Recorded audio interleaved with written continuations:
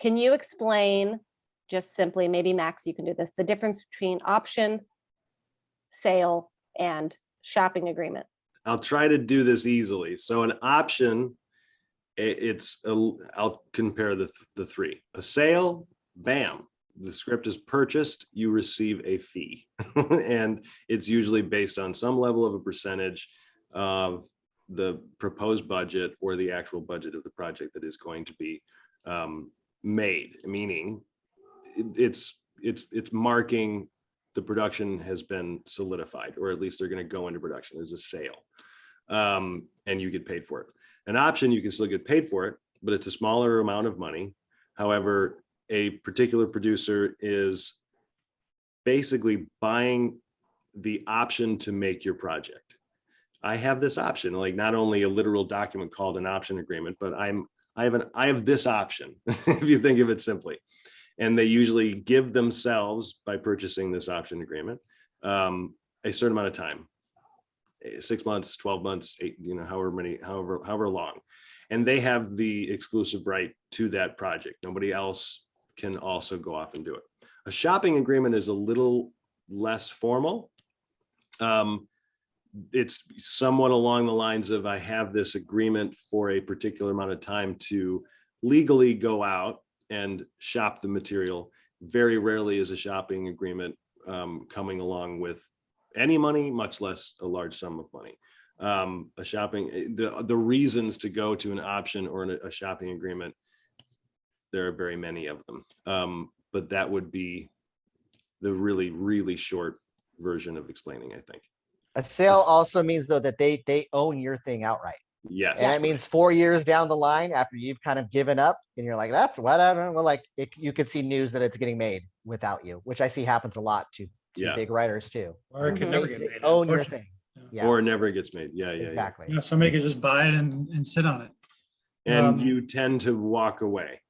Like, not all the time. Yeah. But relatively new writers who don't have a lot of experience, the production company puts another writer on, and or it's all relative to the project. But yeah, that's a good point. You're selling the material. I would be careful not to be No, go ahead. too precious about all of it either. Like if somebody I was having this conversation with a writer recently who said, well, somebody wanted to buy my screenplay. It was a low budget production company. I didn't really know much about them, but they seemed okay, but I wanted more money. And I said, well, what were they offering you, like $1,000 or something? He said, no, $6,000. I said, for a low budget film to sell your first screenplay, your very first screenplay, $6,000 is amazing. And if they went and produced it, now it's 10 times more amazing. Now you're a produced writer. So not only do you have the first tick, you got paid, second, you got produced.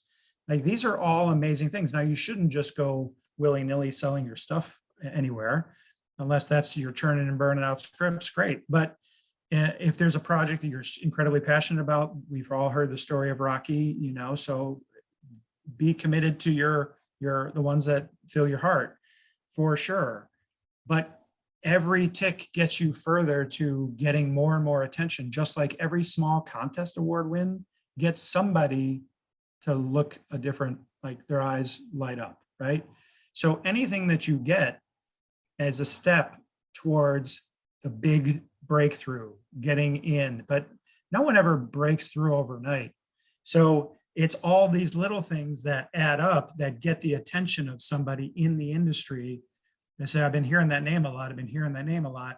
Now it feels familiar. Now it feels safe. They're willing to take bigger chances. We even struggle with this, selling productions, selling TV pilots, because we haven't produced any TV pilots. So there's a little caution from us getting and connecting TV pilots to the industry, although we find and vet a lot of writers. We read 20,000 screenplays last year. So we get through a lot of material. And so we're finding great stuff. But every opportunity is another rung on the ladder, and you should take it as long as you feel safe. But don't be too protective of the first one out of the gate or the second one out if it's not really where your heart and soul is in the project and you have to direct or have to act in or whatever. Yeah, nodding my head vigorously at the, I get it. People hear about big sales all the time. And like, I really want that. Like, it's really hard to get to that point without taking those steps. And I know from just seeing close friends shoot themselves in the foot all the time by being like, I want more, or they want to do this or something. And it's just like, just do it for now. Just do it. Just do it. And it's those building blocks. It's that pyramid. Because $6,000 for something you wrote is that's a lot of money. And people look at that and they go, oh, someone's willing to pay $6,000 for something you wrote. Now I'm going to pay attention. Like you just said, Craig. If you have a long form career where you're writing and being produced or producing a lot of material over, 25, 35, 40 years, there are going to be multiple projects that are just awful and a nightmare and nothing worked and everybody did something that you didn't want to, like, that's going to happen if you're lucky enough to have that happen.